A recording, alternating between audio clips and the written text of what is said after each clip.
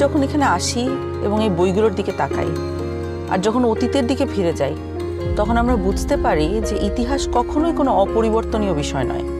এটি মানুষের ইচ্ছা শক্তির দ্বারাই পরিবর্তিত হয়।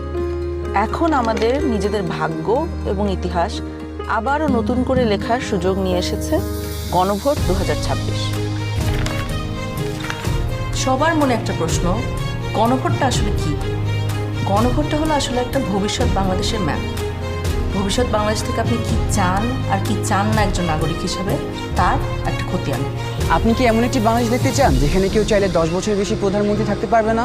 এমন বাংলাদেশ যেখানে সরকার চাইলেই বিরোধী দলের সম্মতি ছাড়া জরুরি অবস্থা জারি করতে পারবে না, চাইলেই জরুরি অবস্থার সময়ে নাগরিকের বেঁচে থাকার অধিকার কেড়ে নিতে পারবে না, চাইলেই এক্সট্রা জুডিশিয়াল কিলিং করতে পারবে না। আপনি কি চান সংসদে একটি উচ্চকক্ষ থাকুক? দলগুলো ক্ষমতায় গিয়ে